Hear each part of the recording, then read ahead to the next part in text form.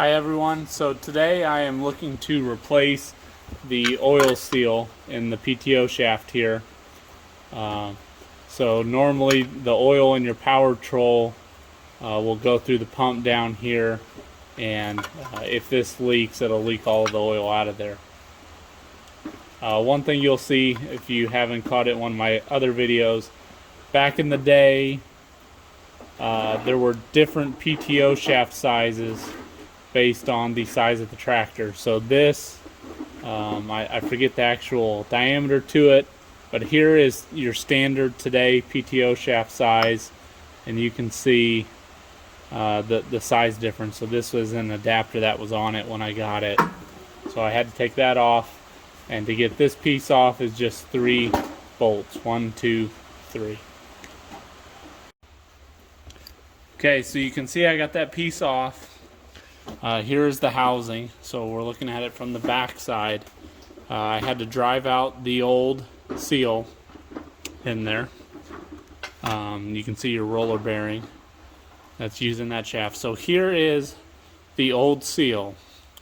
Now this is either really old or the original. How I know is because of its thickness.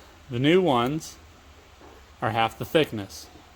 So I actually have 2 of these, and we'll place one.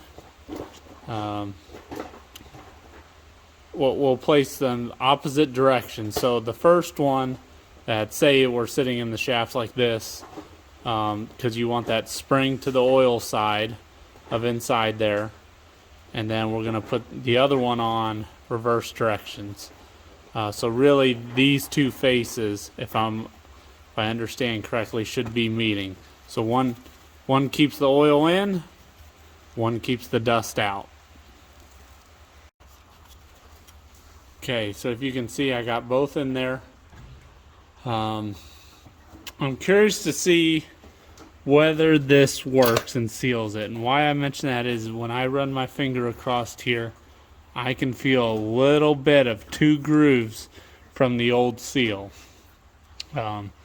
And as you might have seen, I didn't mention this in the last clip, you know, the old seals, they were like a felt or cork or something in there, and the new seals are obviously like a traditional rubber seal you see today. So I'm going to get a new gasket here made up with a ball peen hammer and stick this back on.